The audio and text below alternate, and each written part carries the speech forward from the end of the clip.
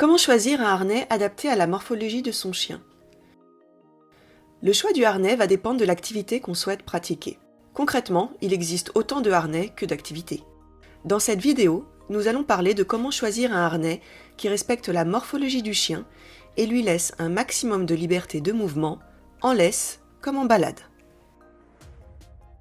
Le premier point important dans le choix d'un harnais, c'est de laisser les mouvements de patte avant libres. Regardons ensemble comment est constitué l'avant-main du chien. Nous avons déjà l'omoplate, puis l'humérus, qui vont former l'articulation de l'épaule.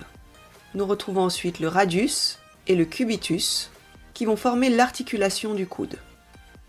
Ces articulations doivent rester libres et leur mouvement ne doit pas être entravé par les sangles du harnais. Le deuxième critère est que le harnais repose sur l'ossature du chien et non sur des parties molles. L'os qui nous intéresse le plus particulièrement est le sternum. La partie avant du harnais ne doit pas dépasser la première sternèbre et la partie ventrale du harnais ne doit pas dépasser la dernière sternèbre. Et enfin, dernier point, pour permettre la liberté des mouvements du cou du chien, le haut du harnais doit reposer sur le garrot, c'est-à-dire la limite entre les vertèbres cervicales et dorsales. L'épaule est libre. Le harnais repose sur la première sternèbre. La sangle ventrale est à au moins 2 ou 3 doigts du coude et avant la dernière sternèbre. Et enfin, le haut du harnais s'arrête au garrot.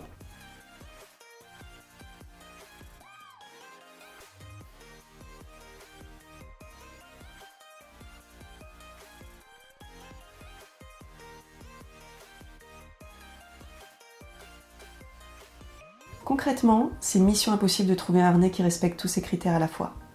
Quelles sont donc les premières choses que je vais regarder quand je recherche un harnais?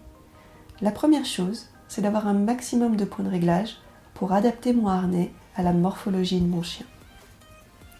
La deuxième chose, c'est d'avoir des points de réglage symétriques pour éviter que le harnais ne soit déséquilibré et tourne quand le chien bouge. Et enfin, la dernière chose, c'est avoir un minimum de points de rigidité, c'est-à-dire des boucles de réglage fines. On recommande plutôt l'utilisation de harnais en forme de Y, tels que le Fordox